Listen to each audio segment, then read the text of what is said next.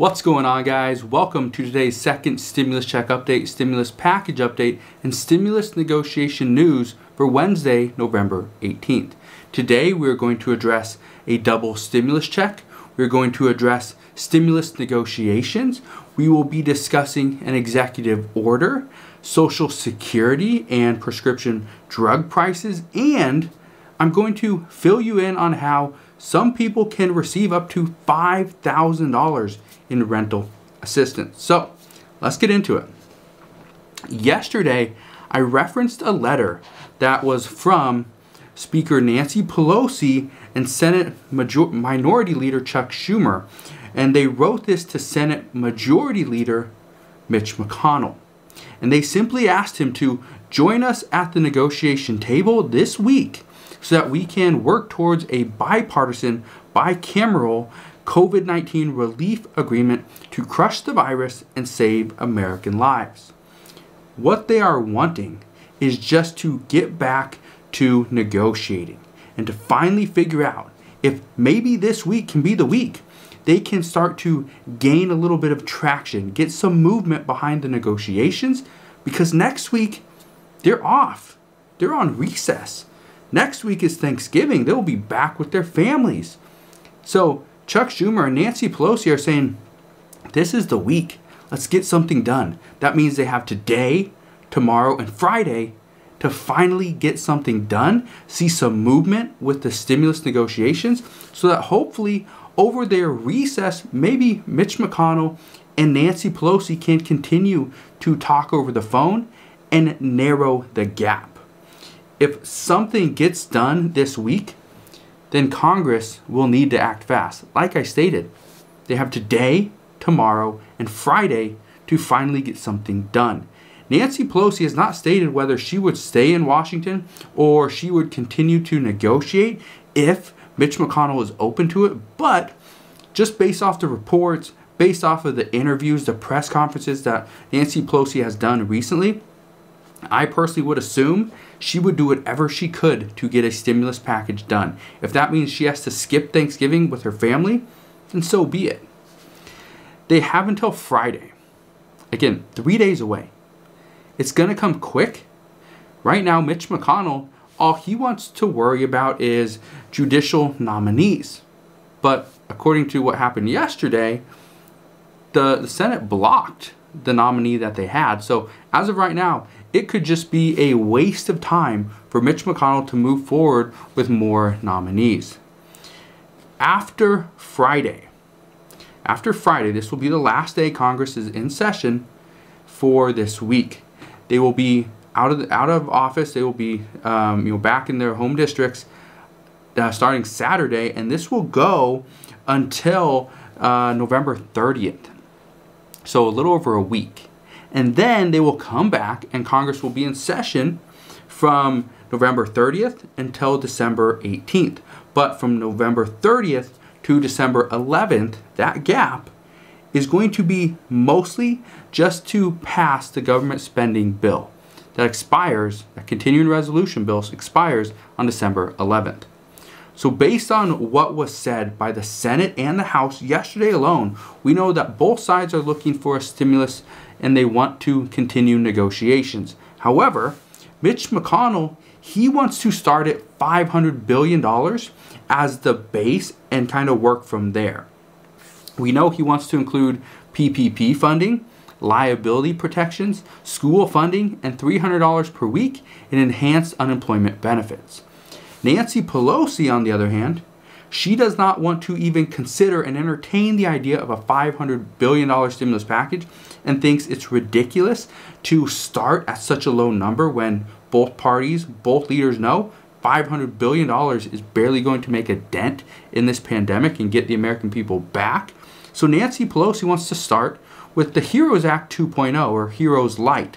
This bill that would cost roughly $2.2 to $2.4 trillion. This is also the bill that Joe Biden is supportive of. This would provide $600 per week in unemployment benefits, $1,200 stimulus checks, $417 billion in state and local government funding, PPP funding for small businesses, funding for the United States Postal Service, funding for testing, tracing, and treatments, and so much more. In the HEROES Act, though, let me just put this out there because I've read the HEROES Act, I've gone through it multiple times. In the HEROES Act, there's over $200 billion in funding for things that do not pertain to COVID. And this is where many Republicans are furious about this bill, and they do not really want to negotiate because they feel like you're putting all this stuff, all these poison pills in this bill. You know we can't support it, yet you do not want to negotiate. You do not want to come down. You're telling us, let's negotiate. However, you will not negotiate off your $2.2 trillion package. So right now you're just saying, Republicans, you got to come up. And that's where they're losing a lot of support. As of right now, and I stated this in a video that I did yesterday as well, which I'll link to down in the description box below. But what I stated was that Chuck Schumer came out and said that they know of roughly 23 Senate Republicans that will not vote on a stimulus package whatsoever, no matter the cost. They will not support it, which means even if it's a $500 billion skinny bill, they're saying that most are not going to support it. However, we know many will. We also know that once it gets higher, once it gets over $1 trillion or $1.5 trillion, the amount of Senate Republicans that are going to support it actually decreases. So we will see what happens there. Nancy Pelosi and Chuck Schumer want Mitch McConnell to return to the table to begin negotiations. Senate Republicans yesterday also had a press conference and urged Nancy Pelosi, pretty much at the exact same time this letter was kind of coming out to the public, they were urging Nancy Pelosi to call them and let's negotiate. So at the exact same time this stuff's coming out, Senate Republicans are doing a press conference, and you can watch this on YouTube if you want, but you know, it was live, you can see it. But this is just a sign of how out of touch Congress is with one another. They both want to negotiate, they both want to talk to one another, they both want the other party, the other leader, to call them and let's negotiate. But they're not willing to make that first or initial call. Why? I have no idea. But that is what we are dealing with right now. Now, let's address this double stimulus check, because I know a lot of people are going to ask, oh, it's clickbait. You got us again. This is not clickbait. This is actually what is being talked about. Multiple reports have come out over the past several days stating that many Senate Republicans are supportive of an additional stimulus package and would like to move forward. However, they understand they have to come up off their $500 billion stimulus package, and in most cases, that $1.2 trillion HEALS Act that Mitch McConnell tried to pass through the Senate, that is okay, that is a decent start, but it's not going to be good enough, and it has too many poison pills for Democrats. So they understand, and this is both Republicans and Democrats understand, that if Republicans are at 1 trillion, Democrats are at 2.2, 1.5, 1.6 is going to be the middle. That's where we need to ultimately get to. Well, how do we get there? Should we start negotiating? Should we start figuring out, okay, what can we cut out of the HEROES Act 2.0, or what can we add into the HEALS Act? Republicans are saying they are on board with beginning with the Problem Solvers Caucus proposal. And this is good news, because not only do Republicans like it, it has a lot of support from Democrats as well. The Problem Solvers Caucus is built, pretty much put together of 25 Democrats, 25 Republicans. Okay, so it does have a bipartisanship to it. Many members would like both leaders, and this is members of the House and members of the Senate, both Democrats and Republicans, would like to see both leaders take this proposal and let's turn it into an actual bill that could be voted on. And they say, take it to the floor of both the House and the Senate, let's vote on it and see how much support it actually gets. If nobody supports this bill, then fine.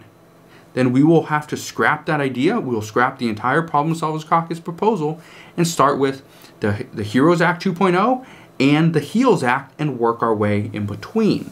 Because we all know, even if Mitch McConnell tries to pass a $500 billion skinny bill, which is going to have very little in it, it's not going to pass. It's most likely not going to pass through the Senate, and it will definitely not even get voted on in the House. Nancy Pelosi is going to shoot it down no matter what. So this is good news. This is really good news that Republicans and Democrats alike are both supportive of that Problem Solvers Caucus proposal. It's a roughly $1.5 trillion stimulus package. It has scalars that can take it all the way up to 1.8 and bring it all the way down to 1.2 trillion. So it's the best of both worlds for both Republicans and Democrats. Now, if you don't remember what's included in this bill, let me just refresh your memory really quick, because I too have to be refreshed on this, because this was passed, I believe, September 15th or 16th. So it's already been, what, 2 months? It's crazy. So here's what's in it. First, we got $450 per week in unemployment benefits, and this would last for 8 weeks, plus I think 4 additional weeks after that. Also be $500 billion for state and local government funding. This is seen as quite a bit. However, the Problem Solvers Caucus proposal did this with $500 billion because there's I think there's $150 billion in here that actually is part of the scalar, or $200 billion. It's part of the scalar, so it's really only like $350 billion that goes to state and local governments now. And then if they're still doing bad in, let's say, maybe April, then that's where the other 150 would get kicked in. There's also $280 billion for stimulus checks, with a possibility of a third stimulus check to follow. Here's how this would work. Right now, if the Problem Solvers Caucus proposal was written and passed as is, it would mean the American people would receive a second stimulus check for $1,200 for filers, $1,200 for their spouse, and then an additional $500 per dependent. And if the economy is still struggling, if COVID cases are still surging or at the levels that we have been seeing, then we would also see a third stimulus check, most likely come probably April, maybe even May. And so this is a possibility. The double stimulus check is seen by many as a good option. We are looking at the future, and we know that this pandemic will not be over anytime soon. So because of that, what many people are saying is that let's start with this. Let's use these automatic scalars, these automatic boosters, to our advantage. If we can plan for those and we can take it off of our hands and out of our control in the future, it's going to make negotiations very easy, because nobody knows what's going to happen in the future. We have experts predicting. We have health experts, anticipating what's going to happen. We have economists who are looking at the future and could honestly tell us very little about what they see is going to happen, because as of right now, nobody knows. There's also $240 billion in PPP funds, $145 billion for school funding, $100 billion for COVID testing, tracing, and treatment, and there's more as well, but those are the main things. What Democrats like about this bill, first off, it does provide relief to many of the most important priorities for them: state and local governments, unemployment, stimulus checks, school funding, PPP, and COVID testing, tracing, and treatment. Republicans, on the other hand, like that this provides the automatic scalars and automatic boosters, that in the event the economy does, the economy or the COVID situation does not get better, the price would go up. But if it does get better, which Mitch McConnell is saying that that's what the economy is looking like based on unemployment numbers, based on how the economy is rebounding recently, the stock market, he's saying we are in a super V, where he hasn't said super V, that's Larry Kudlow, but he has been saying that we are in a good recovery, a V-shaped recovery. If he truly believes that, passing the Problem Solvers Caucus proposal, as long as the language is there and the language is right, shouldn't be an issue. We should at least let it be seen on the floor, see who votes for it in the Senate and in the House. Most anticipate that any stimulus package that passes will need to be over $1 trillion in order to get just a handful of Democrats' support. Experts are also saying that Republicans will have a hard time supporting anything over $1.6 trillion. So, the Problem Solvers Caucus proposal as of right now is seen as the perfect package to please both leaders and both parts of Congress. Right now, with COVID cases surging across the United States, hospitalizations are at record numbers. Cities and states are closing down to prevent the spread even further. And this is just a telltale sign of what is to come. Congress must act before January.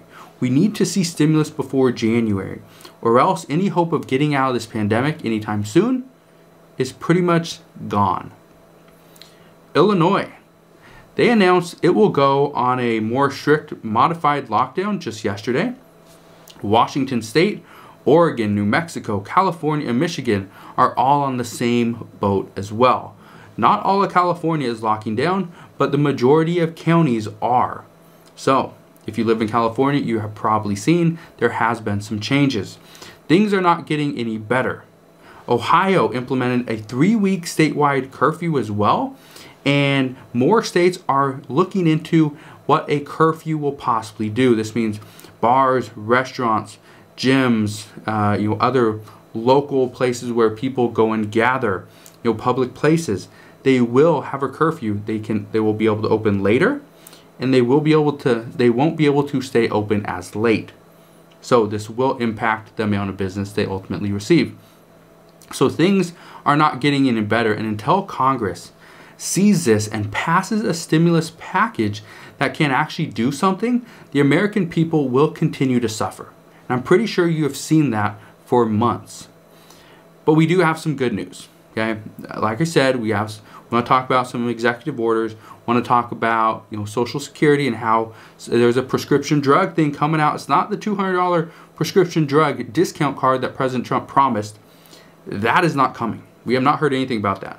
Okay, but based on multiple reports, Joe Biden is anticipated to sign an executive order on day one. The very first thing he is going to do when he is in office is going to sign a handful of executive orders. One of those executive orders is going to be to get rid of up to $10,000 in federal student loans per borrower. This is huge. This is really big because on January 1st, 2021, anybody that has a federally backed student loan has been able to defer their student loan payments for the past, 8 months, 7 months. And so January 1st is when those payments will start to be due, unless Congress passes a stimulus package and includes something for student loan as a student loan deferral. And so because of this, most people will have to pay probably one payment for their student loan, but come January 21st, 2021, if Joe Biden does this, and some are saying it can go as high as $50,000, with the average student loan debt being $32,000 to $35,000, this would be incredible. This would wipe away roughly a third of all the student loan debt. That's incredible. And another report that came out from Politico yesterday is stating that President Trump is going to be issuing an executive order within the coming days to help reduce the cost of prescription medications. What President Trump wants is to bring the cost down.